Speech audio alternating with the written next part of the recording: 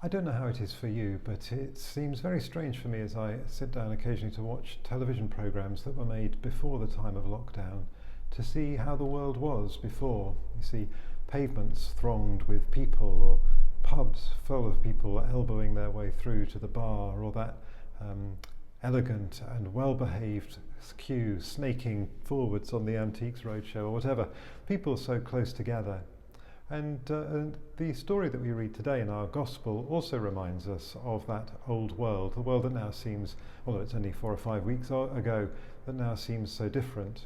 In the Gospel story we have two people walking along together, talking together. Even that seems strange to us now.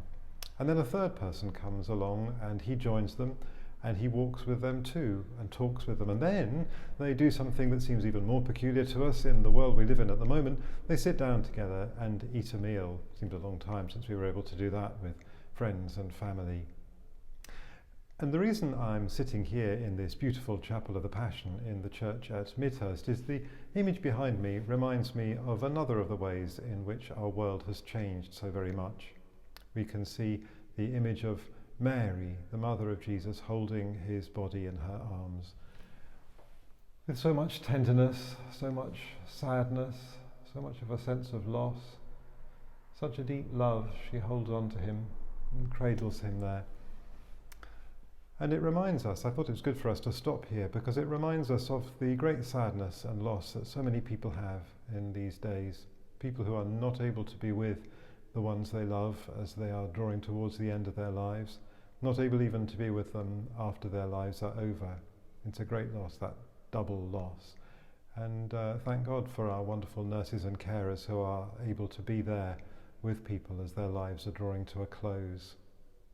But as we think in these two different ways of the difference between the world as it was beforehand and the world as it is now, I think we're probably also all starting to think about what kind of a world we'd like to go back to once this all comes to an end.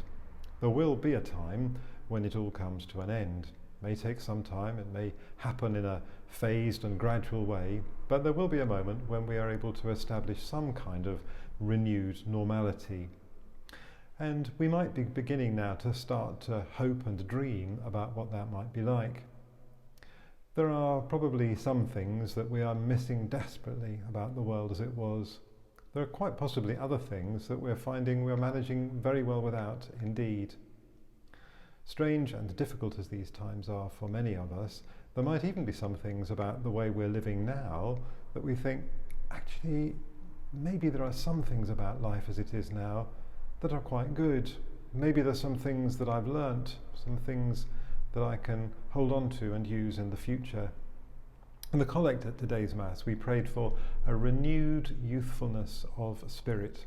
Most years those words probably trip fairly lightly off the tongue and perhaps don't speak to us very loudly, but this year I think they speak to us very clearly, because in this year, as in no other, we are really perhaps hoping to catch a glimpse of a deep longing of a better world, a better way of living.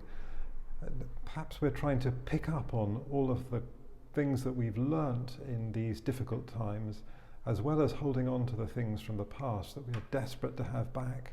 And that combination of the good things we have learnt and the good things that we want back, well, they are a glimpse of just that renewed youthfulness of spirit that we are asking for in the collect of today's Mass. When the risen Lord meets the two disciples on the road to Emmaus, gradually, little by little, he gives them back their hope. We had hoped that he would be the one to set Israel free, they say, downhearted and dejected. It looks as if that's all gone, and as if that opportunity has been missed.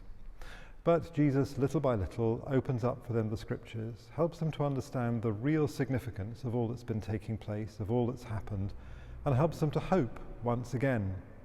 Hope flourishes where there is something that we really, really want. We have this real sense there is something we are lacking, and then we're offered the opportunity to grasp it. We understand that that thing we are lacking is available. We can still take a hold of it. And that's how it is for the two disciples on the road to Emmaus. Jesus helps them to realize what it is that they really feel themselves lacking, and to know that what they think they are lacking is there. It wasn't buried on Good Friday.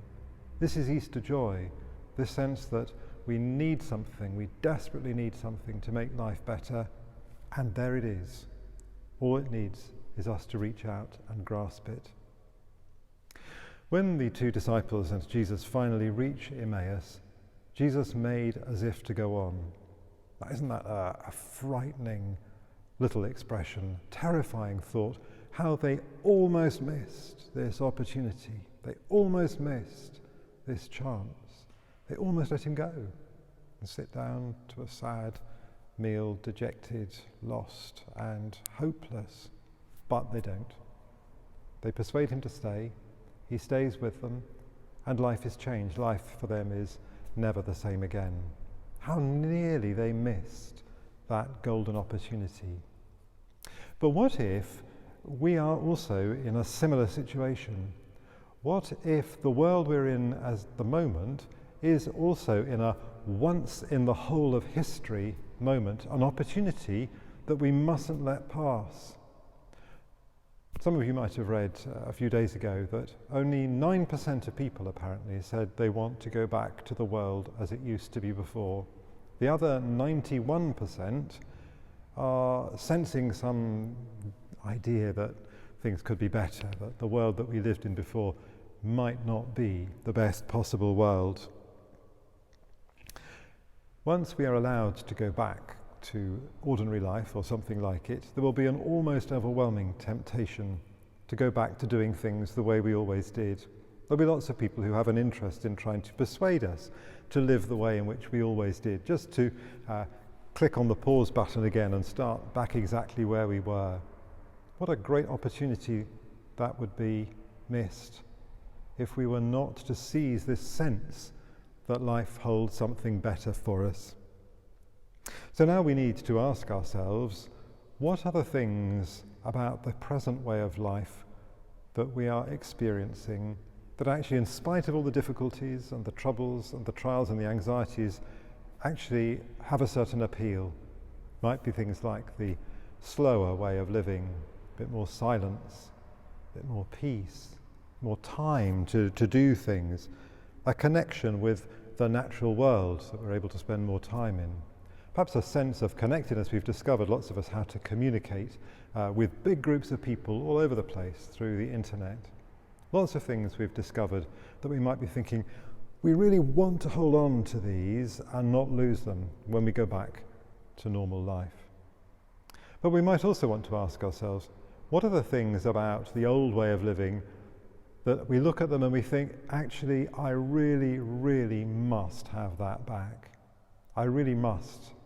Perhaps it's things like physical intimacy, closeness, being able to give people a hug, being able to embrace people, being with family.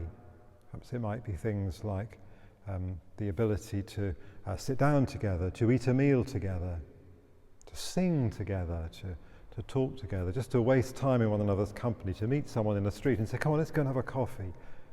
All of those things that we want to grab back from the old ways. So those two questions.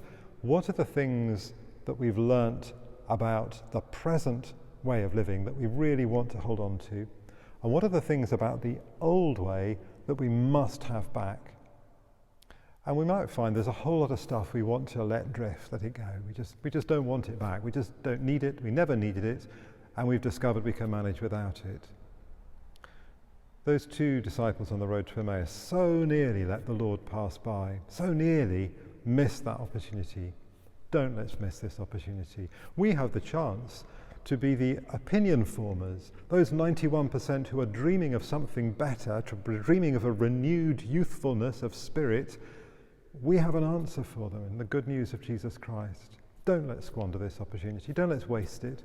Don't let's be like the two disciples on the road to Emmaus, nearly letting the Lord pass on and go off on his way. Let's grab this opportunity with both hands. I'd love to hear what you think about this. Those two questions. What are the things that I've really learned about this new way of living that I want to hold on to?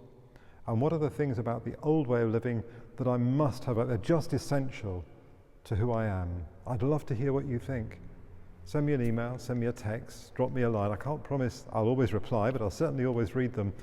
And it might be a way in which we form the parish of the future, to have those things to reflect on together.